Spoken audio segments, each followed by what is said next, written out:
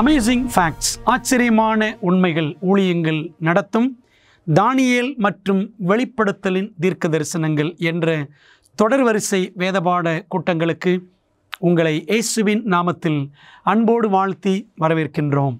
இந்த நாளின் பாடத்தை நாம் படிப்பதற்கு முன்பதாக உங்களுக்குரிய இலவச பிரதியை அறிமுகம் செய்வதில் மகிழ்ச்சி அடைகின்றேன். கிறிஸ்துவின் மணவாட்டி என்ற தலைப்பில் அருமையான பாடப்புத்தகம் உங்களுக்கு இலவசமாக காத்திருக்கிறது. இதை பெற வேண்டும் என்று விரும்புகிறவர்கள் எங்களோடு தொலைபேசி எண்ணில் தொடர்பு கொள்ளும்படி அன்புடன் கேட்டுக்கொள்கிறேன். அல்லது ஆன்லைனில் நீங்கள் இதை டவுன்லோட் பண்ண வேண்டும் என்றால் அமேசிங் ஃபேக்ட்ஸ் என்ற வெப்சைட்டுக்குள்ளே சென்று இதை பதிவிறக்கம் செய்து கொள்ளும்படி உங்களை அன்போடு நான் கேட்டுக்கொள்கின்றேன். இந்த நாளில் நாம் படிக்கப் போகிற முக்கியமான வேத பாடம் கிறிஸ்துவின் மணவாட்டி என்ற தலைப்பு. கண்களை மூடி ஜெபித்து நாம் துவங்குவோமா? எங்கள் நல்ல பிதாவே, இந்த நேரத்திற்காக உமக்கு நன்றி. இந்த தொடர் பாடங்களை எங்களுக்கு நீர் கற்றுத்தருகிறீர், அதற்காக ஸ்தோத்திரம். சத்திய வேதம் என்ன சொல்லுகிறதோ அதில் உள்ளதை உள்ளபடி கற்றுக்கொண்டு ஆண்டவரே அப்படியே நாங்கள் பின்பற்றி வாழ எங்களுக்கு நீர் பலத்தை தாரும். இப்பொழுதும் ஆவியானவர் எங்களோடு பேசுவீராக. தடைகளெல்லாம் நீக்கும், தயவாய் எங்களுக்கு இறங்கும். இயேசுவின் நாமத்தில் ஜெபிக்கிறோம் நல்ல பிதாவே, ஆமென். அந்த அரண்மனை ஜனங்களால் நிரம்பி வழிந்தது. அந்த அரண்மனையில் 2 தாய்மார்கள் ஆளுக்கொரு ஆண் குழந்தையை தங்கள் கைகளிலே வைத்திருக்கிறார்கள். அரசன் இந்த காட்சியை பார்த்து கொண்டிருக்கிறான். ஜனங்கள் எல்லாரும் ஆவலோடு பார்த்து கொண்டிருக்கிறார்கள். என்ன நடக்கும், அரசன் என்ன சொல்லுவான் என்ற ஒரு மர்மமான ஒரு சூழ்நிலை. பிரச்சனை என்ன என்று சொன்னால், 2 தாய்மார்கள் ஒரே வீட்டிலே ஒரே அறையிலே அவர்கள் தங்கியிருக்கிறார்கள். அந்த 2 பெண்களுமே ஆளுக்கு ஒரு ஆண் குழந்தையை பெற்றார்கள். ஒரு நாள் ஒரு பெண்மணி தான் தூங்கும் பொழுது அவள் புரண்டு படுத்ததினாலே தன்னுடைய ஆண் பிள்ளையை இறப்பில் இழக்க கொடுக்கிறாள். அந்த குழந்தை இறந்து போகிறது. இதை திடீரென்று நள்ளிரவிலே எழுந்த அந்த தாய் தன் குழந்தை செத்து கிடக்கிறது என்று பார்த்ததுமே பக்கத்தில் இருக்கிற இன்னொரு தாய் அவளுடைய குழந்தை உயிரோடு இருக்கிறது. ஆகவே தன்னுடைய குழந்தையை அங்கே போட்டுவிட்டு அந்த குழந்தையை தன் பக்கத்தில் அவள் எடுத்து போட்டு கொண்டாள். மறுநாள் காலையில் ஒரு தாய் எழுந்து பார்க்கிறாள். என்னுடைய பிள்ளை செத்து கிடக்கிறதே, ஆனால் இது என்னுடைய பிள்ளை அல்ல, அவளுடைய பக்கத்தில் இருக்கிற உயிரோடு இருக்கிற குழந்தை தான் என்னுடைய குழந்தை என்று சொல்லி 2 பேருக்கும் அது வாக்குவாதமாகி இந்த பிரச்சனை அரசனுக்கு முன்பாக சென்றது. அந்த அரசன் சாலமோன் என்ற அரசன். இந்த பிரச்சனையை எப்படி ராஜா சமாளிக்க போகிறார், எப்படி தீர்ப்பு கொடுக்க போகிறார் என்று ஜனங்கள் எல்லாரும் ஆவலோடு பார்த்து கொண்டிருக்கிறார்கள். சாலமோன் அரசன் என்ன செய்தான் நமக்கு தெரியும். 1 ராஜாக்கள் 3ஆம் அதிகாரத்தில் இந்த கதை, இந்த உண்மை சம்பவம் குறிப்பிடப்பட்டிருக்கிறது. ஒரு தாய் இறந்து போன குழந்தை என்னுடைய குழந்தை அல்ல என்கிறாள். இன்னொரு தாய் இல்லை இல்லை, இறந்து போன குழந்தை அவளுடைய குழந்தை, உயிரோடு இருக்கிற குழந்தை என்னுடைய குழந்தை என்று அவள் கூவிக்கொண்டிருக்கிறாள். இதை பார்த்த அரசன் என்ன செய்தார் தெரியுமா? படை வீரனை அழைத்து, போர் வீரனை அழைத்து பட்டயத்தை இங்கே கொண்டு வா என்று சொன்னார். அந்த போர் வீரன் பட்டயத்தை கொண்டு வந்ததும், இந்த உயிரோடு இருக்கிற பிள்ளையை 2ஆக பிளந்து விடு, ஒரு பாதியை அவளிடத்திலும் மறுபாதியை இவளிடத்திலும் கொடுத்து விடு என்று சொன்னார். இதை கேட்டதும் ஜனங்களுக்கு எல்லாம் அரசவையிலே அதிர்ச்சி. இப்படி ஒரு காரியத்தை ராஜா சொல்லுகிறாரே, என்ன நடந்தது தெரியுமா? அந்த போர் வீரன் கூட அவன் திகைத்தான். ராஜா ஆணையிட்டார், வெட்டு என்றார். அவன் வெட்ட போகும் முன்னே ஒரு தாய் மிகவும் பதற்றத்தோடு நெஞ்சம் பதைபதைக்க அரசனை பார்த்து சொன்னால், ராஜாவே, இந்த பிள்ளையை நீங்கள் வெட்ட வேண்டாம், இந்த பிள்ளையை அவளிடமே கொடுத்து விடுங்கள் என்று சொன்னால், இன்னொரு தாய் சொல்லுகிறார், வேண்டாம் வேண்டாம், அந்த பிள்ளை அவளுக்கும் வேண்டாம் எனக்கும் வேண்டாம், இந்த பிள்ளையை 2ஆக வெட்டி உயிரோடு இருக்கிற குழந்தையை வெட்டி பிளந்து அவளுக்கு பாதி எனக்கு பாதி கொடுத்து விடுங்கள் என்று சொன்னாள். ராஜா புரிந்து கொண்டார். எந்த தாய் வேதனையோடு கூட மனம் பதைப்புடன் இந்த பிள்ளையை அவளிடமே கொடுத்து விடுங்கள், என் பிள்ளை சாக வேண்டாம் என்று அவள் சொன்னாலே அந்த தாய் தான் உண்மையான தாய் என்று ராஜா புரிந்து கொண்டு உயிரோடு இருக்கிற குழந்தை உண்மையிலேயே அந்த கதறுதலோடு என் பிள்ளையை வெட்ட வேண்டாம் என்று சொன்னாலே அவள்தான் மெய்யான தாய், அவளிடம் கொடுத்து விடுங்கள் என்று அரசன் சொன்னான். பிரியமானவர்களே, இந்த பிரச்சனையில் யார் உண்மையான தாய் என்பதை கண்டுபிடிப்பதற்கு உதவினது எது என்றால் பட்டயம்தான். அன்பான தேவ பிள்ளைகளே, இங்கே நீங்கள் பார்க்கிறீர்கள், ஆக்டேவியஸ் என்ற கப்பல், உறைந்து போன கப்பல் என்று இதை சொல்லலாம். Frozen ship. 1775 ஆண்டு வட ஆர்க்டிக் பெருங்கடல் பகுதியில் இந்த கப்பல் கண்டுபிடிக்கப்பட்டது. ஆக்டேவியஸ் என்ற கப்பல். இந்த கப்பலுக்குள்ளாக 28 பேர் அப்படியே உறைந்த நிலையில், ஏனென்றால் ஆர்க்டிக் என்பது பனிப்பிரதேசம், அந்த கடல் பகுதியில் இருந்த அந்த கப்பலில் 28 பேர் அப்படியே உறைந்து போய் செத்த நிலையில் இருந்தார்களாம். அந்த கப்பலின் மாலுமி தன்னுடைய அறையில், மாலுமி அறையில் பேனாவை வைத்து எழுதுகிற நிலையிலே உட்கார்ந்த வண்ணமாகவே மரித்து அவன் உறைந்து போய் இருந்தான். ஆனால் ஆச்சரியம் என்ன தெரியுமா? அந்த நபர்கள் ஒருவர் கூட கெட்டு அழுகி நாறவில்லை. காரணம் என்ன? எல்லாரும் அந்த பனிப்பாறைகள் நிறைந்த அந்த பிரதேசத்தில் இருந்தபடியினாலே அவர்கள் அப்படியே உறைந்த நிலையில் செத்து கிடந்தார்கள். இப்படி எத்தனை வருஷம் இருந்திருந்தாங்க என்று தெரியுமா உங்களுக்கு? 1761 ஆண்டிலே, 1761 அந்த ஆண்டிலே அந்த கப்பல் புறப்பட்டது. 1775 ஆண்டிலே, 1775 அந்த ஆண்டிலே அந்த கப்பல் கண்டுபிடிக்கப்பட்டது. அப்படியானால் ஏறக்குறைய 13 ஆண்டுகளுக்கு மேலாக அந்த கப்பலில் இருந்த பயணிகள், மாலுமி எல்லாரும் அப்படியே இருந்த இடத்திலே தான் இருந்திருக்கிறார்கள். அன்பான தேவ பிள்ளைகளே, இன்றைக்கு அதே நிலைதான். திருச்சபைகள், உலகத்தில் ஏராளமான திருச்சபைகள் இருக்கின்றன.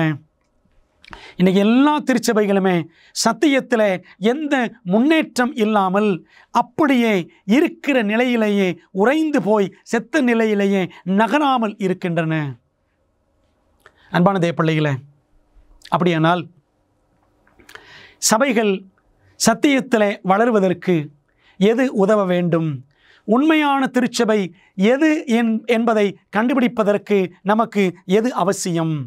அன்பான தேவ பிள்ளைகளே, உண்மையான தாயை கண்டுபிடிப்பதற்கு, அந்த குழந்தை, உயிரோடு இருக்கிற குழந்தை யாருடைய குழந்தை என்று கண்டுபிடிப்பதற்கு பட்டயம் தேவைப்பட்டது. அதே போல இன்றைக்கு உலகத்தில் ஏராளமான திருச்சபைகள் இருக்கலாம். உண்மையான திருச்சபை எது என்று நாம் கண்டுபிடிக்க வேண்டும் அல்லவா? தீர்க்க தரிசனத்திலே ஸ்திரீ, பெண் என்றால் திருச்சபையை குறிக்கும். மெய்யான திருச்சபையை கண்டுபிடிப்பதற்கு நமக்கு பட்டயம் தேவை. சாலமோன் பட்டயத்தை பயன்படுத்தினான். நாம் எதை பயன்படுத்த வேண்டும் என்றால் இரட்சணியம் என்னும் தலைச்சீராவையும் தேவ வசனமாகிய ஆவியின் பட்டயம் என்று பவுல் எழுதுகிறாரே, எபேசியர் 6:17. ஆவியின் பட்டயம் அது தேவ வசனம்தான். தேவ வசனத்தின் அடிப்படையில் மெய்யான திருச்சபை எது என்பதை நாம் கண்டுபிடிக்க வேண்டும்.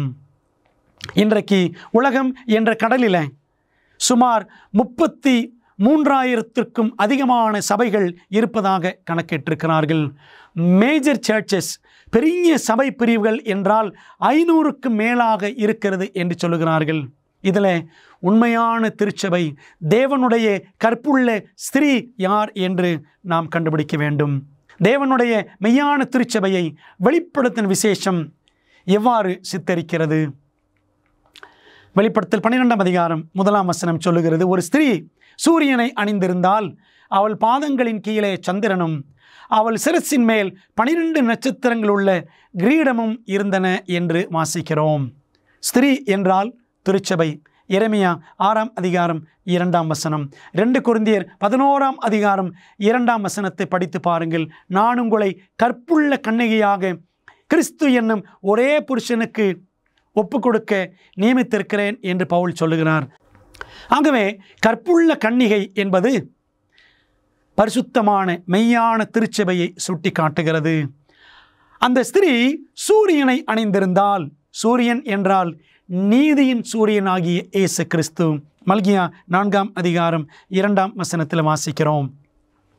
திருச்சபைக்கு சூரியன், வெளிச்சம் யார் என்று சொன்னால் ஆண்டவராகிய இயேசு கிறிஸ்து.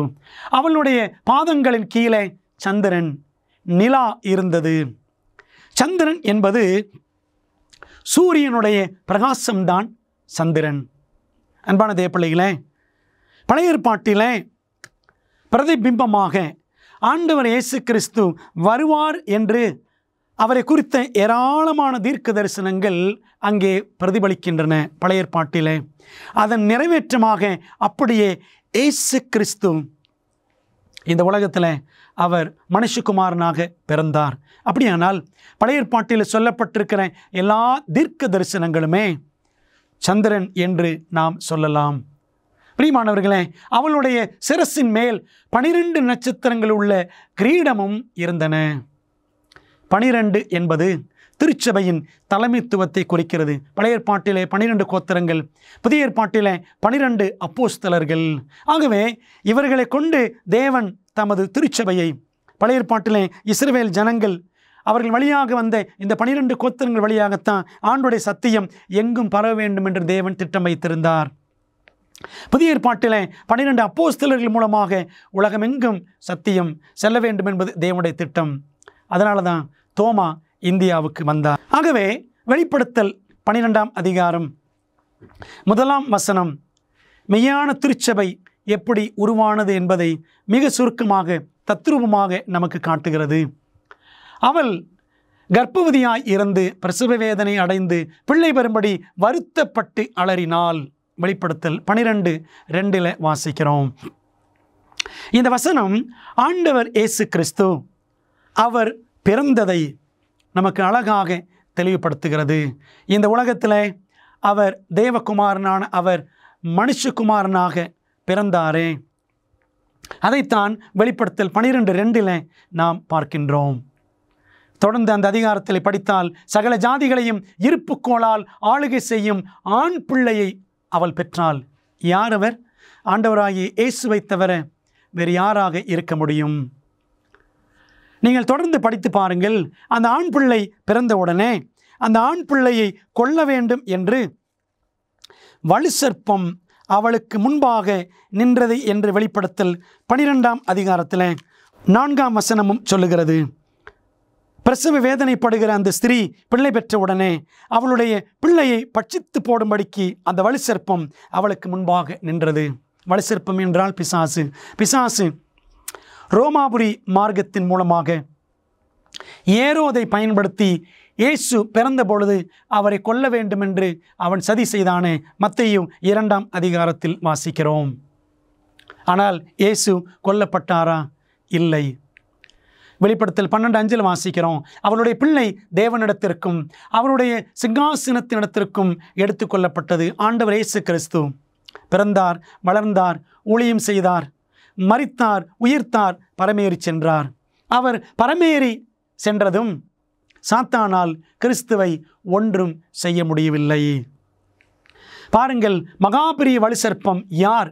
அவன் என்ன முயற்சிக்கிறான் என்றால், உலகம் அனைத்தையும் மோசம் போக்குகிற பிசாசு என்றும் சாத்தான் என்றும் சொல்லப்பட்ட பழைய பாம்பாகிய பெரிய வலுசர்ப்பம் தள்ளப்பட்டது. வெளிப்படுத்தல் 12:9. பூமிக்கு வந்த சாத்தான் ஆதாம் ஏவாளை பாவத்திற்குள்ளே தள்ளினான். இயேசு கிறிஸ்து வரக்கூடாது என்பதற்காக எவ்வளவோ தடைகளை அவன் செய்து பார்த்தான். ஆனால் ஆண்டவர் இயேசு கிறிஸ்து மரியாளின் வயிற்றிலே அவர் பிறந்தார் என்பது தீர்க்க தரிசனத்தின் நிறைவேற்றம். ஆனால் உண்மையிலேயே வெளிப்படுத்தல் 12ஆம் அதிகாரத்தில் பார்க்கக்கூடிய அந்த கற்புள்ள ஸ்திரீ, கர்ப்ப வேதனைப்பட்ட ஸ்திரீ மரியாள் என்று கத்தோலிக்க சபை சொல்லுகிறது. அப்படி அல்ல. இந்த இடத்துல வெளிப்படுத்தல் 12 நாம் பார்க்கிற ஸ்திரீ மரியாள் அல்ல. உண்மையிலே மெய்யான திருச்சபையை கற்புள்ள ஸ்திரீ என்று ஆண்டவர் அங்கே வெளிப்படுத்துகிறார். ஆகவே அந்த மெய்யான திருச்சபையின் புதல்வனாக இயேசு கிறிஸ்து இந்த பூமியிலே உதித்தார். அவளை கொன்று போட சாத்தான் அவன் முயற்சித்தான். அது வெளிப்படுத்தல் 12:3 நாம் பார்க்கின்றோம். ஆனால் இயேசுவை சாத்தானால் அழிக்க முடியவில்லை. சாத்தான் இயேசுவை அழிக்க முடியாமல் தோற்ற பின் அவர் பரமேறி சென்று விட்டார். என்ன செய்யலாம் என்று சாத்தான் நினைத்த பொழுது பாருங்கள், அவர் எடுத்துக்கொள்ளப்பட்டார் என்று வெளிப்படுத்தல் 12:5 வாசிக்கிறோம். அவர் பரத்திற்கு எடுத்துக்கொள்ளப்பட்டார். அவர் எடுத்துக்கொள்ளப்பட்ட பிற்பாடு சாத்தான் திருச்சபையின் மீது தன்னுடைய கவனத்தை திருப்பினான். வெளிப்படுத்தல் 12:13 வாசிக்கிறோம். வலுசிற்பமானது தான் பூமியிலே தள்ளப்பட்டதை அறிந்து அந்த ஆண் பிள்ளையை பெற்ற ஸ்திரீயை துன்பப்படுத்தினது. அன்பான தேவ பிள்ளைகளே, இயேசுவை அழிக்க நினைத்தான், முடியவில்லை. அவர் பரமேறி சென்று விட்டார். சாத்தானுடைய கோபம் ஆண்டவருடைய திருச்சபையின் மேல் திரும்புகிறது. ஸ்திரீயை, சபையை துன்பப்படுத்தினது என்று நாம் வாசிக்கிறோம். அன்பான தேவ பிள்ளைகளே, ஆண்டவருடைய திருச்சபையை துன்பப்படுத்துவது பிசாசுக்கு அலாதி பிரியம் என்று நாம் பார்க்கின்றோம். நாம் ஏற்கனவே படித்தோம் அல்லவா? இருண்ட காலகட்டம் கிபி 538 கிபி 1798 வரைக்கும் 1260 ஆண்டுகள் இருண்ட காலம், மத்திய காலம் என்று நாம் பார்க்கிறோம். அந்த காலகட்டத்தில் கத்தோலிக்க மார்க்கம், போப்பு மார்க்கம் 10 முதல் 15 கோடி உண்மை கிறிஸ்தவர்களை உபத்திரவப்படுத்தி கொன்றளித்தது என்பது சரித்திரத்தில் நாம் பார்க்கிற மறுக்க முடியாத சான்று. அந்த பயங்கரமான உபத்திரவ காலத்தின் போது ஸ்திரீயானவள் திருச்சபை எங்கே சென்றது? அது எவ்வளவு காலம் நீடித்தது? பாருங்கள். ஸ்திரீயானவள் வனாந்தரத்திற்கு ஓடிப்போனால் அங்கே 1260 நாள் அளவும் அவளை போஷிப்பதற்காக தேவனால் ஆயத்தமாக்கப்பட்ட இடம் அவளுக்கு உண்டாயிருந்தது என்று வெளிப்படுத்தல் 12:6 வாசிக்கிறோம். ஆகவே சாத்தான் சபையை உபத்திரவப்படுத்துகிறான். சபை வனாந்தரத்திற்கு ஓடிப்போனது. ஆள் நடமாட்டம் இல்லாத இடத்திலே, மலைகளிலும் குன்றுகளிலும் திருச்சபையானது அங்கே தங்கி ஆண்டவருக்கு சாட்சியாக இருந்தது. அந்த காலகட்டம் உங்களுக்கு நான் சற்று முன் சொன்னேனே, 538 முதல் 1798 வரை, எல்லாமே கிறிஸ்துவுக்கு பின்பாக 1260 ஆண்டுகளை 1260 உபத்திரவ வருஷங்கள் என்று நாம் திட்டவட்டமாக சரித்திரத்தின் அடிப்படையில் சொல்லலாம். இந்த காலகட்டத்தில் சபை மற்றும் அரசியல் ஒன்றாக இணைந்து கத்தோலிக்க மார்க்கமானது அரசாங்கத்தோடு இணைந்து அது எங்கெல்லாம் ஆளுகை செய்ததோ அங்கெல்லாம் அரசாங்கத்துடன் இணைந்து 1260 ஆண்டுகளும் தேவனுடைய மெய்யான திருச்சபையை உபத்திரவப்படுத்தியது. சரித்திரத்தில் படித்து பாருங்கள். ஐரோப்பாவில் ஆல்ப்ஸ் மலைகள் போன்ற பகுதிகளில், பிரான்ஸ், இத்தாலி போன்ற நாடுகள், அந்த பகுதிகளில் தான் இந்த ஆல்ப்ஸ் மலைகள் இருக்கின்றன. அந்த பகுதிகளில் வால்டென்சீஸ் என்ற கூட்டத்தார், ஆல்பிஜென்சீஸ், ஹியூகனாட்ஸ், இப்படி எத்தனையோ பேர் சத்தியத்திற்காக, வேதாகமத்திற்காக உண்மையாக நின்ற புராட்டஸ்டண்டுகள் கோடிக்கணக்கிலே கொல்லப்பட்டார்கள். திருச்சபை இப்படி வனாந்தரத்திலும் மலைகளிலும் குன்றுகளிலும் குகைகளிலும் சத்தியத்தை கடைபிடிக்க வேண்டும் என்பதற்காக, மெய்யான ஓய்வு நாள் 7ஆம் நாளை கடைபிடிக்க வேண்டும் என்பதற்காக கத்தோலிக்கம் கொண்டு வந்த 1ஆம் நாளை அல்ல, பரலோகம் கொடுத்திருக்கிற 10 கட்டளைகளின் அடிப்படையிலான 7ஆம் நாளை கடைபிடிக்க வேண்டும் என்பதற்காகவே வால்டென்சீஸ் மலைகளிலும் குன்றுகளிலும், குறிப்பாக ஆல்ப்ஸ் மலைகளிலே 1000 ஆண்டுகளுக்கு மேலாக அவர்கள் சாட்சிகளாக இருந்தார்கள். அதனால தான் அதை வனாந்தரம், ஸ்திரியானவள் வனாந்தரத்திற்கு ஓடினது என்று நாம் வெளிப்படுத்தல் 12ஆம் அதிகாரத்தில் படிக்கின்றோம். பிரியமான தேவ பிள்ளைகளே, ஆண்டவருடைய மெய்யான திருச்சபை வனாந்தரத்தில் 1260 ஆண்டுகள் தஞ்சம் புகுந்திருந்தது. தேவனுடைய மெய்யான திருச்சபையை கண்டுபிடிக்க உதவும் வேறு 2 அடையாளங்கள் என்ன? வெளிப்படுத்தல் 12ஆம் அதிகாரத்திலேயே அந்த 2 அடையாளங்களை நாம் பார்க்க முடியும். அப்பொழுது வலு சர்ப்பமானது, பிசாசானது ஸ்திரீயின் மேல், திருச்சபையின் மேல் கோபங்கொண்டு தேவனுடைய கற்பனைகளை கைக்கொள்ளுகிறவர்களும் இயேசு கிறிஸ்துவை குறித்து சாட்சியை உடையவர்களுமாகிய அவளுடைய சந்ததியான மற்றவர்களுடனே, மற்றவர்கள் என்ற வார்த்தையை ஆங்கிலத்தில் கிங் ஜேம்ஸ் வெர்ஷனில் பாருங்க, ரெம்னன்ட் என்று போட்டிருக்கும். ரெம்னன்ட் ஆஃப் ஹர் சீட், அவளுடைய சந்ததியான மற்றவர்களுடனே யுத்தம் பண்ண போயிற்று. ஆண்டுடைய மெய்யான திருச்சபை அப்போஸ்தலர் காலகட்டத்தில் ஆதி திருச்சபையாக அந்த திருச்சபை ஆரம்பிக்கிறது. பழைய ஏற்பாட்டில் எடுத்துக்கொண்டால் இஸ்ரவேல் மக்கள் காலத்திலிருந்தே அது சபைதான். நீங்கள் படித்து பாருங்கள், அப்போஸ்தல நடபடிகள் 7வது அதிகாரம் நீங்கள் எடுத்து படித்து பார்த்தால் இஸ்ரவேல் ஜனங்களை சபை என்றுதான் ஸ்தேவான் பிரசங்கம் பண்ணினார். அப்போஸ்தலர் 7வது அதிகாரம் வசனம் 38, சீனாய் மலையில் தன்னுடனே பேசின தூதனோடும் நம்முடைய பிதாக்களோடும் கூட வனாந்தரத்தில் சபைக்குள் இருந்தவனும். மோசே நம்முடைய பிதாக்களோடு வனாந்தரத்தில் சபைக்குள் இருந்தான் என்று வாசிக்கிறோம். வனாந்தரத்தில் இருந்த இஸ்ரவேல் மக்களும் சபைதான். ஆகவே அப்பொழுதே ஆண்டவர் 10 கட்டளைகளை கொடுத்திருந்தார். தீர்க்கதரிசியின் ஊழியத்தை கொடுத்திருந்தார். மோசே என்ற தீர்க்கதரிசி, ஆரோன் என்ற தீர்க்கதரிசி. அங்கே பிரியமானவர்களே, மெய்யான திருச்சபை என்றால் அதில் 2 முக்கியமான அடையாளங்கள் இருக்க வேண்டும். ஒன்று, அந்த சபை ஆண்டோடைய 10 கட்டளைகளை கடைபிடிக்க வேண்டும். இரண்டாவது, இயேசு கிறிஸ்துவை குறித்த சாட்சியை அல்லது தீர்க்க தரிசன ஊழியத்தை, தீர்க்க தரிசன ஆவியை பெற்றிருக்க வேண்டும். இந்த 2 அடையாளங்களை வெளிப்படுத்தல் 12ஆம் அதிகாரம் 17ஆம் வசனம் நமக்கு சுட்டி காட்டுகிறது. மல்கியா 4ஆம் அதிகாரம் 4-5ஆம் வசனங்கள் பாருங்கள். என் தாசனாகிய மோசேக்கு நான் கற்பித்த நியாயப்பிரமாணமாகிய கட்டளைகளையும் நியாயங்களையும் நினையுங்கள் என்று ஆண்டவர் சொன்னார். ஆண்டவர் கொடுத்த கட்டளைகளை திருச்சபை கடைபிடிக்க வேண்டும். அப்படி கடைபிடிக்கிற திருச்சபை தான் தேவனுடைய மெய்யான மீதமான திருச்சபை.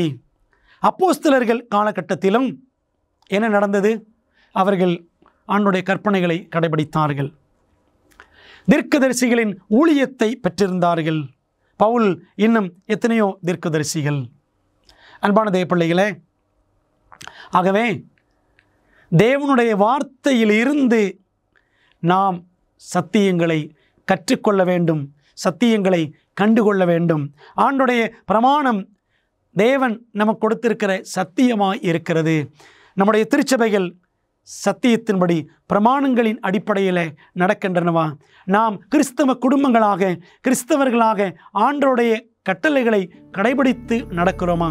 யோசித்து பாருங்கள். வேதாகம தீர்க்க தரிசனத்தில் வெளிப்படுத்தப்பட்டுள்ளபடி நம்முடைய மோசமான உலகத்திற்கான தேவனின் திட்டத்தை அறிய விரும்புகிறீர்களா? உங்கள் மிகப்பெரிய சவால்களுக்கு நடைமுறையான நம்பகமான தீர்வுகள் வேண்டுமா? ஊக்கமளிக்கும் மற்றும் அறிவூட்டும் ஆச்சரியமூட்டும் உண்மைகள் வேதாகம பாட வழிகாட்டிகள் 27 அழகான வரைகளை மற்றும் நேரடியான பதில்களை புரிந்து கொள்ள எளிதான வகையில் வேதத்தின் அடிப்படையில் சிறப்பான மேலான பாடங்களை வழங்குகின்றது. ஒவ்வொரு ஆய்வு வழிகாட்டியும் உங்கள் வாழ்க்கையின் மிக முக்கியமான உண்மைக்கான பொருத்தமான வேதாகம பதில்களை நோக்கி உங்களை வழிநடத்தும். நான் எப்படி ஆரோக்கியமான ஐக்கியத்தை பெறுவது? இயேசு எப்போது எப்படி மீண்டும் வருவார்? மேலும் இப்படி பல கேள்விகளுக்கு உங்கள் எதிர்காலத்தை வாய்ப்பாக விட்டுவிடாதீர்கள். ஆச்சரியமூட்டும் உண்மைகள் வேதாகம பாட வழிகாட்டிகளிடமிருந்து உங்கள் வாழ்க்கையை சத்தியத்துடன் மாற்றுங்கள். ஆங்கிலம், இந்தி, தமிழ் மற்றும் தெலுங்கு மொழிகளில் கிடைக்கிறது. காத்திருக்க வேண்டாம். bookstore.aftv.in என்ற இணையதளம் மூலம் உங்கள் முழுமையான ஆய்வு வழிகாட்டிகளை இன்றே ஆர்டர் செய்யுங்கள். நாம் ஆண்டவரில் அன்பு கூறுவதை எவ்வாறு நிரூபிக்க வேண்டும் என்று இயேசு கூறினார். நீங்கள் என்னிடத்தில் அன்பாயிருந்தால் என் கற்பனைகளை கைக்கொள்ளுங்கள். யோவான் 14:15 வாசிக்கிறோம். நாம் தேவனுடைய கற்பனைகளை கைக்கொள்வதே அவரிடத்தில் அன்பு கூறுவதாம். அவருடைய கற்பனைகள் பாரமானவைகளும் அல்ல. 1 யோவான் 5:3 வாசிக்கிறோம். இன்னைக்கு ஏராளமான திருச்சபைகள் ஆண்டவருடைய கற்பனைகள் அவசியமில்லை, அதெல்லாம் பழைய ஏற்பாட்டு காலம், நாம் கிருபையின் காலத்தில் இருக்கிறோம், இயேசுவானவர் சிலுவையிலே தொங்கின பொழுது 10 கட்டளைகளை எல்லாம் ஒழித்து விட்டார், நாம் கிருபைக்கு கீழ்ப்பட்டவர்கள் என்றெல்லாம் ஜனங்களை ஆசாரியர்கள் போதகர்கள் ஏமாற்றி கொண்டிருக்கிறார்கள். ஆனால் இயேசு சொன்னதை, இயேசுவுக்கு அன்பான சீஷன் சொன்னதை இயேசு சொன்னார், என்னிடத்தில் அன்பாக இருந்தால் கற்பனைகளை கைக்கொள்ளுங்கள். அவருடைய அன்பான சீஷன் சொல்லுகிறார் யோவான், நாம் தேவனுடைய கற்பனைகளை கைக்கொள்வதே அவரிடத்தில் அன்பு கூறுவதாம். எல்லா கட்டளைகளையும் கடைபிடிக்க வேண்டும். வெறும் 9 கட்டளைகளை மட்டுமல்ல, கைக்கொள்ளாமல் விடப்பட்டிருக்கிற பெரும்பாலான சபைகள் மறந்து விட்டு இருக்கிற 4ஆம் கற்பனையும் ஓய்வு நாள் கற்பனையும் சேர்த்து நாம் கடைபிடிக்க வேண்டும். பிரியமானவர்களே, ஆகவே தேவனுடைய கடைசி கால மெய்யான திருச்சபை கிறிஸ்துவின் மணவாட்டி 2 அடையாளங்களை பெற்றிருக்கும். 1, ஆண்டவருடைய 10 கட்டளைகளை கடைபிடிக்கும். 2வது, இயேசு கிறிஸ்துவை குறித்த சாட்சியை அது பெற்றிருக்கும். தீர்க்க தரிசன ஊழியத்தை அது பெற்றிருக்கும். அது என்ன என்பதை நாம் போக போக படிப்போம். தேவனுடைய கடைசி கால திருச்சபை எந்த 3 தூதர்களுடைய தூதை பிரசங்கிக்கும்? வெளிப்படுத்தல் 14ஆம் அதிகாரம் 6 முதல் 12 வசனங்களை படித்தால் கடைசி கால திருச்சபை உலகத்தின் கடைசி கால மக்களுக்கு அறிவிக்கக்கூடிய கடைசி 3 செய்திகளை நாம் அந்த அதிகாரத்தில் படிக்கிறோம். அது என்னவென்று பார்க்கலாமா? வெளிப்படுத்தல் 14:7, முதலாம் தூதனுடைய தூது, மிகுந்த சத்தமிட்டு தேவனுக்கு பயந்து அவரை மகிமைப்படுத்துங்கள். தேவனுக்கு பயந்து அவரை மகிமைப்படுத்துங்கள் என்றால் பிரசங்கி 12:13 வாசித்து பாருங்கள். தேவனுக்கு பயந்து அவருடைய கற்பனைகளை கைக்கொள்ளுங்கள். எல்லா மனுஷர் மேலும் விழுந்த கடமை இதுவே.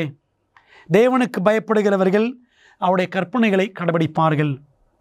அப்படி கைக்கொண்டு நடக்கிறவர்கள்தான் தேவனை மகிமைப்படுத்த முடியும்.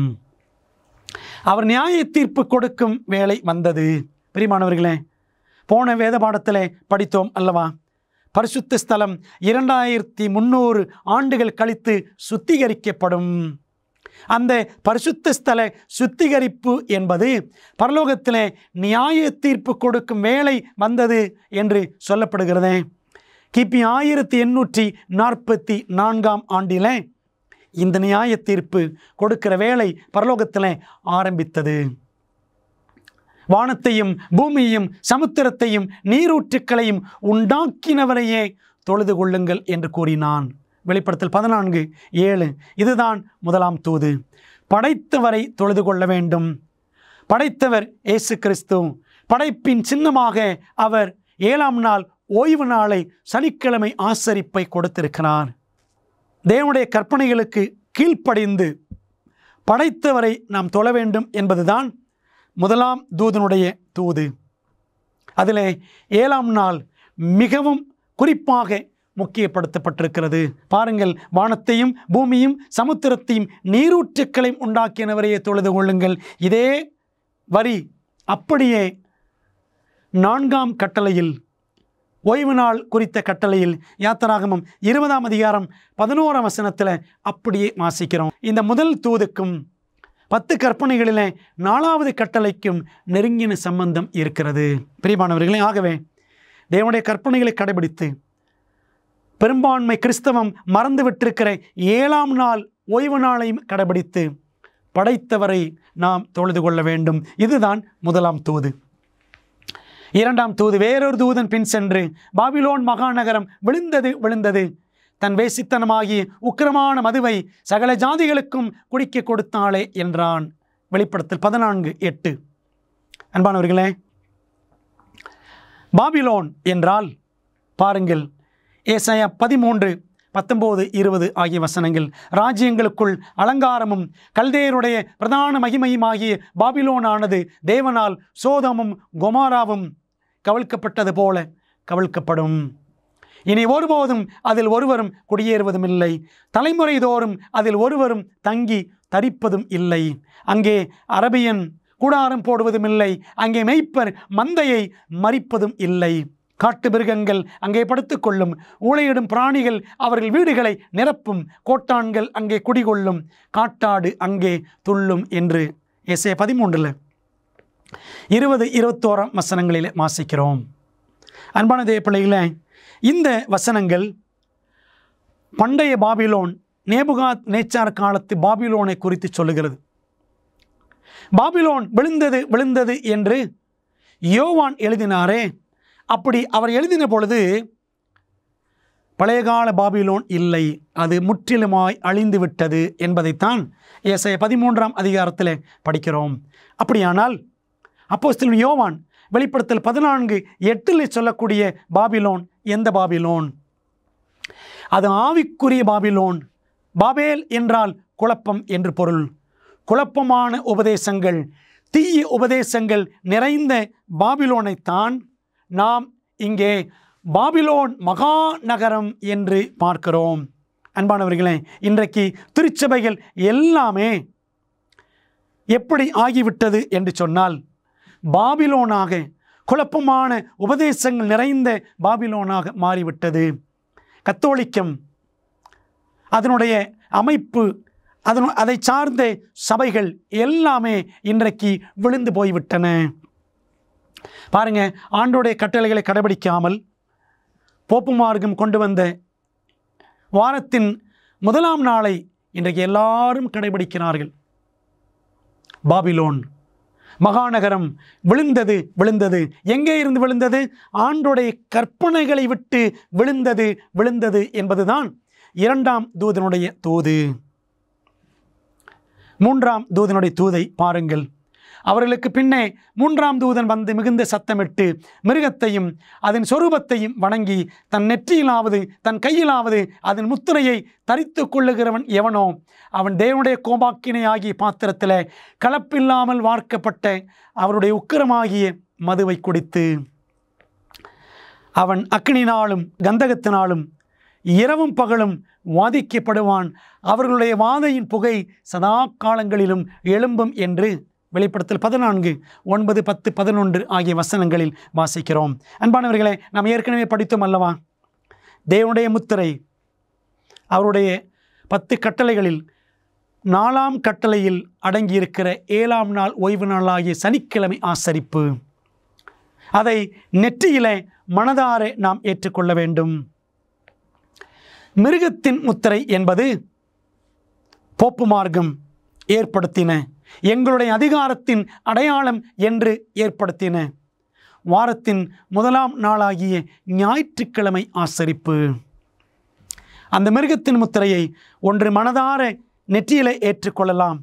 இல்லை என்றால் அதை வயிற்று பிழைப்பு, என் குடும்பத்தை நடத்த வேண்டும், நான் வாழ்ந்தாக வேண்டும் என்று சொல்லி பெயருக்கு கைகளிலே ஏற்றுக்கொள்ளலாம், வலது கைகளிலே. அன்பான தேவ பிள்ளைகளே, பார்த்தீர்களா? ஆகவே 3ஆம் தூது சொல்லுகிறது, மிருகத்தின் முத்திரையை தரித்தால் சோதம் கொமோராவுக்கு வந்த அழிவை போல அக்கினினாலும் கந்தகத்தினாலும் மிருகத்தின் முத்திரையை தரித்து கொண்டவர்களும் அவர்கள் வாதிக்கப்படுவார்கள். சாம்பலாக மட்டும் அவர்கள் தண்டிக்கப்படுவார்கள் என்பதுதான் 3ஆம் தூது. ஆகவே 1ஆம் தூது மெய்யான தெய்வம் இயேசு என்று காட்டுகிறது. 2ஆம் தூது திருச்சபைகளை மெய்யான தெய்வத்தை விட்டு ஆண்டுடைய கற்பனைகள் விட்டு பிரித்து கொண்டு சென்று விட்ட பிசாசையும் அவனுடைய செயல்பாடுகளையும் சுட்டி காட்டுகிறது. 3ஆம் தூது, நீங்கள் இயேசுவின் பக்கமா பிசாசின் பக்கமா? நீங்கள் தரிக்க விரும்புவது தேவனுடைய முத்திரையா மிருகத்தின் முத்திரையா? நீங்களே தீர்மானியுங்கள் என்று கொடுக்கிற அழைப்பு தான் 3ஆம் தூது. பிரியமான தேவ பிள்ளைகளே, இந்த சத்தியத்தை கடைசி கால மெய்யான திருச்சபை உலகமெங்கும் அறிவிக்கும். இதைத்தான் முத்தூது என்று சுருக்கமாக சொல்லுகிறோம். வெளிப்படுத்தல் 14, 6 முதல் 12 வசனங்கள் வரைக்கும் முத்துவது 3 ஏஞ்சல்ஸ் மெசேஜஸ் என்று நாம் சொல்லுகிறோம். தேவனுடைய சபையானது இந்த செய்திகளை 3 செய்திகளை யாருக்கு பிரசங்கிக்கும்? பாருங்கள், வெளிப்படுத்தல் 14:6 அவன், அந்த தூதன், பூமியில் வாசம் பண்ணுகிற சகல ஜாதிகளுக்கும், கோத்திரத்தாருக்கும், பாஷைக்காரருக்கும், ஜனக்கூட்டத்தாருக்கும் அறிவிக்கத்தக்கதாக நித்திய சுவிசேஷத்தை உடையவனாய் இருந்து என்று வெளிப்படுத்தல் 14:6 வாசிக்கிறோம். இந்த முத்துவது சத்தியம் உலகத்தில் எல்லா ஜனங்களுக்கும் பிரசங்கிக்கப்பட வேண்டும்.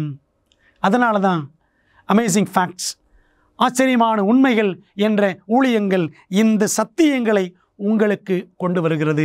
தேவனுக்கு மகிமை உண்டாவதாக. பிரியமானவர்களே, இந்த 3 தூதுகளை யார் பிரசங்கிக்கிறார்கள்? 3 தூதர்கள். 3 தூதர்கள் என்றால் ஏதோ பரலோகத்திலிருந்து 3 ஏஞ்சல்ஸ் வருவாங்க, அப்படி அல்ல. தூதர்கள் என்றால் இயேசுவை விசுவாசிக்கிற நீங்களும் நானும் தான் ஆண்டவருடைய தூதர்கள், தூதுவர்களாக செயல்பட வேண்டும். அவன் எங்கே பறக்கிறான்? வானத்தின் மத்தியில். என்ன அர்த்தம்? வானத்தின் மத்தியில் என்றால் பறப்பது என்று பொருள். வேகமாய் பறப்பது. இந்த முத்துவது சத்தியத்தை வேகமாக எல்லாருக்கும் நீங்களும் நானும் கொண்டு போய் சேர்க்க வேண்டும். அதனால தான் தேவன் கடைசி கால திருச்சபையை எழுப்பினார். கடைசி கால திருச்சபையை சரியாக அடையாளம் காண தேவன் என்ன நேர்மறையான விவரங்களை அவருடைய வார்த்தையில் வெளிப்படுத்தியுள்ளார். பாருங்கள், கடைசி கால மெய்யான தேவனுடைய திருச்சபையில் 10 கட்டளைகள் இருக்கும். 2வது, இயேசு கிறிஸ்துவை குறித்த சாட்சி, அதாவது தீர்க்க தரிசன ஊழியம் இருக்கும், தீர்க்க தரிசன வரம் இருக்கும். அந்த சபை 3 செய்திகளை அறிவிக்கும் என்று நாம் படித்தோம். மேலும் சில விவரங்களை நாம் பார்க்கலாமா? 1798 ஆண்டில் அது என்ன செய்கிறது? அந்த மெய்யான திருச்சபை வனாந்திரத்திலிருந்து அது வெளியே வருகிறது. வெளிவந்த பிறகு இந்த திருச்சபை தோன்றி அதன் வேலையை வெளிப்படையாக எல்லாரும் பார்க்கும்படியாக செய்யும். வெளிப்படுத்தல் 12ஆம் அதிகாரம் 6ஆம் வசனம் படிக்கிறோம். ஸ்திரீயானவள் வனாந்திரத்திற்கு ஓடிப்போனால் அங்கே 1260 நாளளவும் அவளை போஷிப்பதற்காக தேவனால் ஆயத்தமாக்கப்பட்ட இடம் அவளுக்கு உண்டாயிருந்தது. அன்பானவர்களே, இந்த 1260 ஆண்டுகள் கத்தோலிக்கம் தேவனுடைய மெய் திருச்சபையை உபத்திரவப்படுத்தியது. பொய் திருச்சபை மெய் திருச்சபையை உபத்திரவப்படுத்தியது. அந்த உபத்திரவ காலம் எப்பொழுது முடிவுக்கு வந்தது என்றால், நாம் படித்தோம் ஏற்கனவே. பிரான்ஸ் நாடு, அந்த நாட்டினுடைய படைத்தலைவன் அலெக்சாண்டர் பெர்த்தியர் என்பவன் அப்பொழுது இருந்த போப்பை கைது செய்து சிறையில் தள்ளினான். அந்த போப் இறந்து போனார். அதோடு இந்த இருண்ட காலம் முடிவுக்கு வந்தது. போப்பு ஆட்சி காலம் ஒரு தற்காலிக முடிவை எட்டியது என்று நாம் பார்த்தோம். ஆகவே இந்த இருண்ட காலம் முடிஞ்சதுக்கு அப்புறம்தான் மெய்யான திருச்சபை தோன்றி தன்னுடைய வேலையை, ஊழியத்தை வெளிப்படையாக எல்லாரும் பார்க்கும்படியாக செய்ய ஆரம்பித்தது. சரித்திரத்தில் படித்து பாருங்க. 1798க்கு பிறகுதான் ஏராளமான ஊழியங்கள், வேதாகம சங்கங்கள், நவீன ஊழிய இயக்கங்கள் எல்லாமே தோன்றின. இது ஒரு முக்கிய விவரம். அடுத்தபடியாக அப்போஸ்தலர்கள் கற்பித்த அதே சத்தியங்களை இந்த கடைசி கால திருச்சபையும் கற்பிக்கும். மற்றும் அதனுடைய அனைத்து போதனைகளும் வேதாகமத்துடன் ஒத்துப்போகும். ஆண்டவர் இயேசு கிறிஸ்துவிடமும் அவருடைய கட்டளைகளின் பக்கமும் திரும்பும்படி அந்த மெய்யான திருச்சபை ஜனங்களை வழிநடத்தி செல்லும். அடுத்த விவரம் பாருங்கள். அந்த கடைசி கால திருச்சபை வேதாகம ஓய்வு நாளோடு 10 கற்பனைகளையும் கடைபிடிக்கும். வெளிப்படுத்தல் 12:17 நாம் அதை குறித்து பார்த்திருக்கிறோம். அடுத்த விவரம், அது தீர்க்க தரிசனத்தின் ஆவியை பெற்றிருக்கும். மெய்யான திருச்சபை 10 கற்பனைகளை கடைபிடிக்கும். இயேசு கிறிஸ்துவை குறித்த சாட்சியை உடையதாயிருக்கும் என்று வெளிப்படுத்தல் 12:17 படித்தோம். அது என்ன இயேசு கிறிஸ்துவை குறித்த சாட்சி? வெளிப்படுத்தல் 19ஆம் அதிகாரம் 10ஆம் வசனத்தை நாம் வாசிக்கலாமா? அந்த வசனத்தினுடைய பிற்பகுதி, தேவனை தொழுதுகொள், இயேசுவை பற்றின சாட்சி தீர்க்க தரிசனத்தின் ஆவியாய் இருக்கிறது. இயேசுவை பற்றின சாட்சி என்றால் அது தீர்க்க தரிசன ஆவியை குறிக்கிறது. அதாவது கடைசி கால திருச்சபையிலே தீர்க்க தரிசன ஊழியத்திற்கு, தீர்க்க தரிசியின் வரத்திற்கு முக்கியத்துவம் அளிக்கப்படும். ஆகவே கடைசி கால திருச்சபை தீர்க்க தரிசன வரத்தை பெற்ற சபையாக இருக்கும். கடைசி கால திருச்சபையின் அடுத்து முக்கியமான விபரத்தை பார்க்கலாமா? அது தேவனுடைய 3 கடைசி கால முத்தூதுகளை மகா சத்தத்தோடு உலகமெங்கும் அறிவிக்கும். வெளிப்படுத்தல் 14:6 முதல் 12. நீங்கள் அப்படியே வெளிப்படுத்தல் 14:14 படித்து பாருங்க. ஆண்டவர் இயேசு கிறிஸ்து 2ஆம் வருகையிலே வரக்கூடிய காட்சியை வெளிப்படுத்தல் 14:14 வாசிக்கிறோம். அதற்கு முந்தின பகுதி தான் இந்த முத்தூது. என்ன அர்த்தம் அப்படின்னா, ஆண்டவர் இயேசு கிறிஸ்து 2ஆம் முறை இந்த உலகத்திற்கு வருவதற்கு முன்பாக இந்த கடைசி கால திருச்சபை முத்தூதை உலகமெங்கும் அறிவிக்கிற சபையாக அது வேலை செய்யும். இன்னொரு முக்கியமான விவரம், அந்த கடைசி கால திருச்சபை ஓர் உலகளாவிய இயக்கமாக இருக்கும். அதன் படித்த வெளிப்படுத்தல் 14:6 அந்த தூதன் பூமியிலே உள்ள சகல ஜனத்தாருக்கும், கோத்திரத்தாருக்கும், பாஷைக்காரருக்கும், ஜனக்கூட்டத்தாருக்கும் நித்திய சுவிசேஷத்தை அறிவிக்கக்கூடியவனாக இருந்தான் என்று படித்தோமே. கடைசி கால திருச்சபை உலகமெங்கும் இருந்து ஊழியத்தை செய்யும். கடைசி கால திருச்சபை குறித்த அடுத்த முக்கியமான விவரம், அது இயேசு கிறிஸ்துவின் மூலம் மாத்திரமே இரட்சிப்பு என்ற நித்திய சுவிசேஷத்தை பிரசங்கிக்கும். இயேசுவினால் மட்டும்தான் இரட்சிப்பு, அவரேதான் திருச்சபையின் தலைவர் என்பதை இந்த கடைசி கால திருச்சபை வெளிப்படையாக அறிவிக்கும். பிரியமானவர்களே, மெய் திருச்சபைக்கு இயேசுதான் இரட்சகர், பொய்யான திருச்சபைக்கு போப்புதான் தலைவர் என்று இன்றைக்கு எல்லாரும் பின்பற்றி கொண்டிருக்கிறார்கள். அந்த திருச்சபை எது தெரியுமா? பிரியமானவர்களே, இதுவரைக்கும் நாம் பார்த்த அந்த கடைசி கால திருச்சபையின் அடையாளங்கள், இந்த அம்சங்கள் எல்லாமே செவன்த் டே அட்வென்டிஸ்ட் திருச்சபையைத்தான் சுட்டி காட்டுகிறது.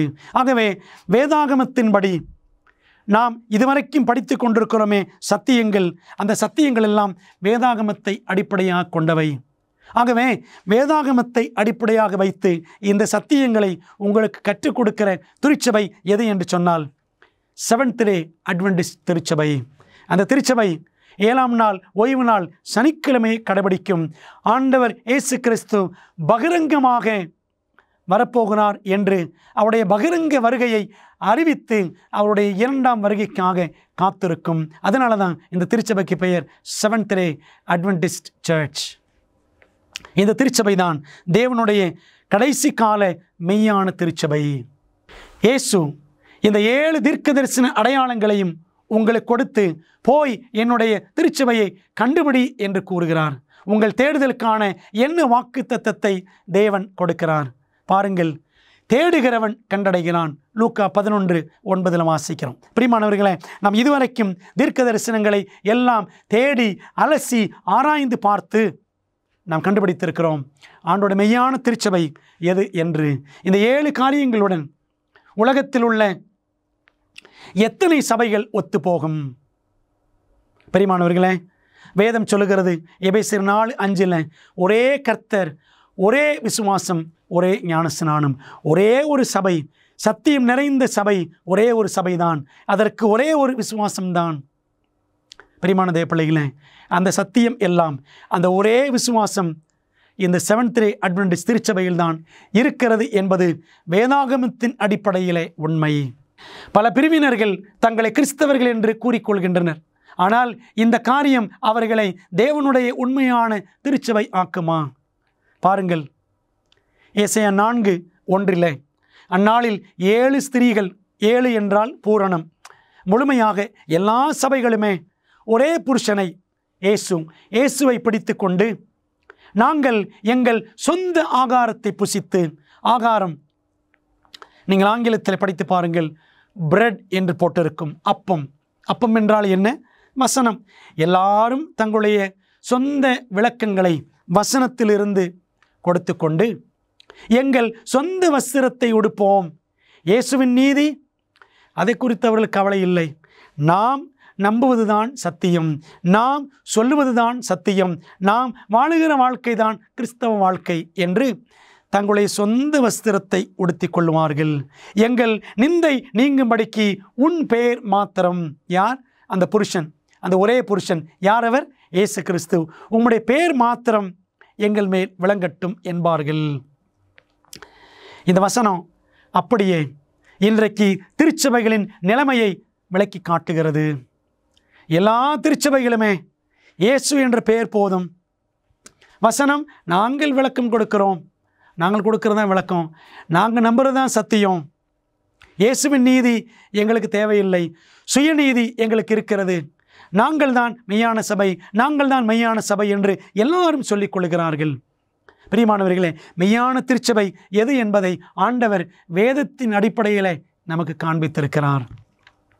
தேவனுடைய மெய்யான கடைசி கால திருச்சபையை ஒருவர் கண்டுபிடிக்கும் பொழுது அவர் அதில் ஓர் அங்கத்தினராக மாறுவது அவசியமா?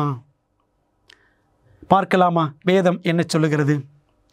தேவனை துதித்து ஜனங்கள் எல்லாரிடத்திலும் தயவு பெற்றிருந்தார்கள். ரட்சிக்கப்படுகிறவர்களை கர்த்தர் அனுதினமும் சபையிலே சேர்த்து கொண்டு வந்தார். அப்போஸ்தலர் 2:47 வாசிக்கிறோம். ஆதி திருச்சபையின் காலகட்டத்தில் ரட்சிக்கப்பட்டவர்கள், இயேசுவை ஏற்றுக்கொண்டவர்கள், அப்போஸ்தலருடைய உபதேசங்களை எல்லாம் படித்து கொண்டவர்கள் சபை ஐக்கியத்தில் சேர்ந்து கொண்டார்கள். அன்பானவர்களே, சபை என்றால் இயேசுவோடு இணைந்து கொள்ளுவது. இயேசுவின் சரீரமே சபை என்று கொலோசையர் 3:15, கொலோசையர் 1:18 எல்லாவற்றையும் படித்து பாருங்கள். கிறிஸ்துவின் சரீரமாகி சபையோடு நாம் இணைந்து கொள்ள வேண்டும். எப்படி இணைந்து கொள்கிறோம்? ஞானஸ்நானத்தின் மூலமாக இணைகிறோம் என்று 1 கொரிந்தியர் 12:13 வாசிக்கிறோம். ஆக அன்பான தேவ பிள்ளைகளே, மெய்யான கடைசி கால தேவனுடைய திருச்சபை செவன்த் டே அட்வென்டிஸ்ட் திருச்சபை, உலகமெங்கிலும் இருக்கிற திருச்சபை. உலகத்தில் 2 சபைகள் உலகமெங்கிலும் இருக்கின்றன. ஒன்று கத்தோலிக்க திருச்சபை, அது வேதத்திற்கு முரணாக செயல்பட்டு கொண்டே இருக்கிற திருச்சபை. இன்னொரு திருச்சபை செவன்த் டே அட்வென்டிஸ்ட் திருச்சபை. அந்த திருச்சபை அதுவும் உலகமெங்கிலும் இருக்கிறது. 232 நாடுகளில் 222 நாடுகளில் இந்த மெய்யான திருச்சபையை தேவன் வைத்திருக்கிறார். பிரியமானவர்களே, இந்த சத்தியத்தை கற்றுக்கொண்ட நீங்கள் ஞானஸ்நானத்தின் மூலமாக இந்த மெய்யான சபையில் இணைந்து கொள்ளும்படி கர்த்தர் உங்களை அழைக்கின்றார். இந்த சத்தியங்களை நீங்கள் ஏற்றுக்கொள்வது மட்டுமல்ல, எல்லாருக்கும் அறிவிக்கும்படியும் கர்த்தர் உங்களை அழைக்கின்றார். பிரியமானவர்களே, எத்தனை விதமான தப்பிச் செல்லும் வழிகள் நோவாவின் நாட்களில் இருந்தன. யோசித்து பாருங்க. நோவா பேழைக்குள்ள கீழ்ப்படிந்து போயாக வேண்டும். நோவா சொல்லுகிற சத்தியத்தை கேட்டு விசுவாசித்து ஏற்றுக்கொள்ள வேண்டும், அவ்வளவுதான். ஆனால் நடந்தது என்ன? எல்லாரும் நோவாவை கேலி செய்தார்கள், கிண்டல் பண்ணினார்கள். அவன் செய்தியை அநேகர் ஏற்றுக்கொள்ளவில்லை. பெரும்பாலானவர்கள் யாருமே ஏற்றுக்கொள்ளவில்லை. வேதம் சொல்லுகிறது, எபிரேயர் 11:7 விசுவாசத்தினாலே நோவா தன் காலத்திலே காணாதவைகளை குறித்து தேவ எச்சரிப்பு பெற்று பயபக்தியுள்ளவனாகி தன் குடும்பத்தை ரட்சிப்பதற்கு பேழையை உண்டு பண்ணினான். அதனாலே அவன் உலகம் ஆக்கினைக்குள்ளானது என்று தீர்த்து விசுவாசத்தினால் உண்டாகும் நீதிக்கு சுதந்திரவாளி ஆனான் என்று வாசிக்கிறோம். அன்பான தேவ பிள்ளைகளே, நோவா காலத்தில் அவர் சொல்ல வேண்டிய செய்தியை எல்லாருக்கும் சொன்னார். அதே சமயத்தில் தன் குடும்பத்தை ரட்சிக்க பேழையை, கப்பலை உண்டாக்கினார். ஒரே ஒரு வழி, பேழைக்குள்ளே பிரவேசித்தாக வேண்டும். அதே போல தான் இந்த கடைசி நாட்களில் தேவனுடைய மெய்யான பேழைக்குள்ளே, தேவனுடைய உண்மையான கடைசி கால திருச்சபைக்குள்ளே நீங்களும் நானும் உள்ளே நுழைய வேண்டும். ஆண்டவர் நோவாவையும் அவன் குடும்பத்தார் எல்லாரையும் பார்த்து சொன்னார். என்ன சொன்னார் தெரியுமா? ஆதியாகமத்தில் 7வது அதிகாரம் 1ஆம் வசனத்தில் மிக அழகாக ஆண்டவர் சொல்லுகிறதை வாசிக்கிறோம். கர்த்தர் நோவாவை நோக்கி, நீயும் உன் வீட்டார் அனைவரும் பேழைக்குள் பிரவேசியுங்கள். இந்த சந்ததியில் உன்னை எனக்கு முன்பாக நீதிமானாக கண்டேன். அதே போல கர்த்தராகிய ஆண்டவர் இந்த சத்தியத்தை கேட்கிற ஒவ்வொருவரையும் தம்முடைய பேழைக்குள்ளாக, கடைசி கால பேழைக்குள்ளாக, கடைசி கால சத்திய திருச்சபைக்குள்ளாக விசுவாசத்தோடு நுழையும்படி உங்களை அழைக்கின்றார். அருமையான தேவனுடைய பிள்ளைகளே, நோவாவை அந்த காலத்திலிருந்து எல்லாரும் கேலி செய்தது போல இந்த சத்தியங்களை கேட்கிற நீங்கள் கேலி செய்து புறம்பே தள்ளிவிட வேண்டாம். அடுத்தவர்கள் சொல்லுகிறதை கேட்டு வஞ்சிக்கப்பட்டு போய்விட வேண்டாம். வேதம் என்ன சொல்லுகிறது என்பதை படித்து தீர்மானித்து ஜெபத்தோடு கடைசி கால தேவனுடைய மெய்யான பேழைக்குள்ளே நுழையும்படி கர்த்தர் உங்களை அழைக்கின்றார். இந்த அழைப்புக்கு நீங்கள் செவிசாய்ப்பீர்களா? மற்ற சபைகளில் உண்மையுள்ள அநேக கிறிஸ்தவர்கள் இருப்பதினாலும், தேவனுக்கென்று ஒரே மெய்யான மீதமான திருச்சபை இருப்பதினாலும் மற்ற உண்மையான கிறிஸ்தவர்களுக்கு என்ன நேரிடும்? அன்பான தேவ பிள்ளைகளே, கத்தோலிக்க சபை இன்னும் பெரும்பான்மையான கிறிஸ்தவ சபைகள் எல்லாவற்றையும் குறித்து நாம் பேசினோம், கண்டித்து உணர்த்தினோம் வேதத்தின் அடிப்படையில். ஆனால் அந்த சபைகளிலும் கர்த்தருடைய பிள்ளைகள் இருக்கத்தான் செய்கிறார்கள். சத்தியம் அறியாத பிள்ளைகள் அங்கேயும் இருக்கிறார்கள். அவர்களையும் தேவன் நேசிக்கிறார். ஆண்டவர் சொல்லுகிறதை பாருங்கள். இந்த தொழுவத்தில் உள்ளவைகள் அல்லாமல் வேறே ஆடுகளும் எனக்கு உண்டு, அவைகளையும் நான் கொண்டு வர வேண்டும். அவைகள் என் சத்தத்துக்கு செவி கொடுக்கும். இந்த சத்தியங்களை பைபிள் படிக்கிறவங்க செவி கொடுப்பார்கள். அப்பொழுது ஒரே மந்தையும் ஒரே மெய்ப்பனுமாகும். யோவான் 10:16 இயேசு இவ்விதமாய் சொல்லியிருக்கிறார். பிரியமானவர்களே, ஒரே மந்தை, தேவனுடைய திருச்சபை ஒரே ஒரு திருச்சபை தான். ஒரு கணவனுக்கு ஒரே ஒரு மனைவி தான். ஒரு பிள்ளைக்கு ஒரே ஒரு தாய் தகப்பன் தான். நமக்கும் ஒரே ஒரு இரட்சகர் கர்த்தராகிய இயேசு கிறிஸ்து. அவருக்கும் திருச்சபை ஒரே ஒரு திருச்சபை தான், கற்புள்ள திருச்சபை, சத்தியத்தின்படி நடக்கிற திருச்சபை. ஆகவே அந்த சபைக்குள்ளே நீங்கள் வரும்படி கர்த்தர் உங்களை அழைக்கின்றார். வேதத்திலே வாசிக்கிறோம், வெளிப்படுத்தல் 18:2 மற்றும் 4ஆம் வசனங்கள். மகாபாபிலோன் விழுந்தது விழுந்தது. இன்றைக்கு திருச்சபைகள் எல்லாம் வேதத்தை கையில் வைத்து கொண்டே விழுந்து விட்டன.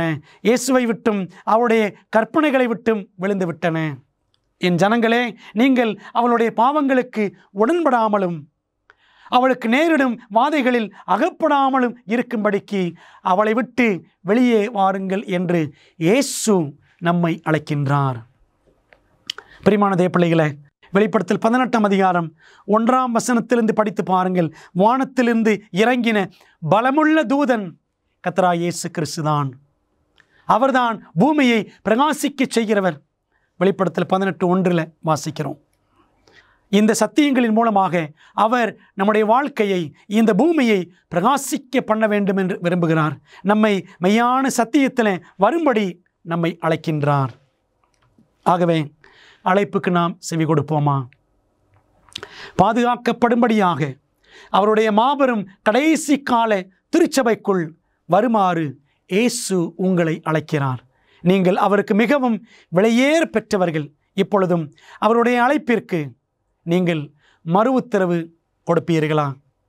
அப்படியானால் என்னோடு சேர்ந்து ஜெபிப்பீர்களா? ஜெபிப்போம். நல்ல தகப்பனே, கிறிஸ்துவின் மணவாட்டி எது என்பதை, தேவனுடைய கடைசி கால மெய்யான மீதமான திருச்சபை எது என்பதை வெளிப்படுத்தல் 12ஆம் அதிகாரத்திலிருந்து கற்றுக்கொண்டோம். ஆண்டவரே, மெய்யான ஸ்திரீ, மெய்யான திருச்சபை ஒரே ஒரு திருச்சபை தான். உம்முடைய கட்டளைகளை கடைபிடித்து தீர்க்க தரிசன வரத்தை பெற்று முத்தூதை அறிவித்து ஆண்டவருக்கு பிரியமாய் நடக்கிற தேவ சித்தத்தை வேத வசனங்களின்படி செய்கிற ஒரே திருச்சபை. ஆண்டவரே, செவன்த் டே அட்வென்டிஸ்ட் திருச்சபை என்று கர்த்தருக்கு வெளிப்படுத்தினீர். ஆகவே அந்த மெய்யான பேழைக்குள்ளே வர வேண்டும் என்று காத்திருக்கிற பிள்ளைகள், அவர்கள் ஜெபத்தோடு தீர்மானிக்க உதவி செய்யும். தடைகளை அகற்றும். ஆவியானவர் ஒவ்வொருவரையும் வழிநடத்தும். இயேசுவின் நாமத்தில் ஜெபிக்கிறோம் நல்ல பிதாவே, ஆமேன். பிரியமானவர்களே, இந்த சத்தியங்களை கேட்ட உங்களை தேவன் ஆசீர்வதிப்பாராக. இந்த சத்தியங்களை மற்றவர்களுக்கும் பகிர்ந்து கொடுங்கள். இதை இன்னும் ஆழமாக படியுங்கள். அடுத்த வேத பாடத்தில் சந்திப்போம். கர்த்தர் உங்களோடு இருப்பாராக. ஆமென். 50 வருடங்களுக்கும் மேலாக அமேசிங் ஃபேக்ட் ஊழியங்கள் நற்செய்தியை உலகம் முழுவதும் பகிர்ந்து கொண்டிருக்கிறது. இயேசுவின் சித்தத்தின்படி அனைத்து மக்களுக்கும் நித்திய சுவிசேஷத்தை அறிவித்துக் கொண்டிருக்கிறது. உங்கள் ஜெபத்திற்கும் ஆதரவிற்கும் நன்றி.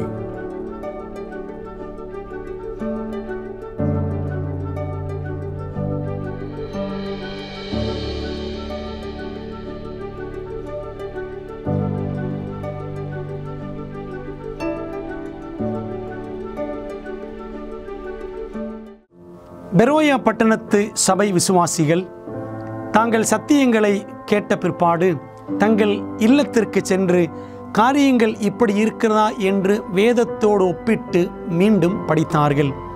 அதுபோலவே நீங்களும் செய்ய வேண்டும் என்று நாங்கள் விரும்புகிறோம். இந்த தீர்க்க தரிசன தொடர் கூட்டங்களில் ஒவ்வொரு நாளும் உங்களுக்கு அந்தந்த நாளுக்குரிய செய்தி சம்பந்தமான இலவச பிரதி அறிமுகப்படுத்தப்படுகிறது. ஆகவே அந்த இலவச பிரதியை நீங்கள் திரையில் தெரியும் தொலைபேசி எண்ணை பயன்படுத்தி எங்களோடு தொடர்பு கொண்டு பெற்றுக்கொள்ளலாம். அல்லது எங்களுடைய வெப்சைட்டுக்குள்ளே சென்று நீங்கள் அதை பதிவிறக்கம் செய்து கொள்ளலாம். நீங்கள் அந்த புத்தகங்களை பெற்றுக்கொண்டு படித்து வேதத்தில் உள்ளபடியே கற்றுக்கொள்ளுங்கள். நீங்கள் படித்த பிற்பாடு உங்கள் நண்பருக்கும் அதை பகிர்ந்து கொள்ளுங்கள்.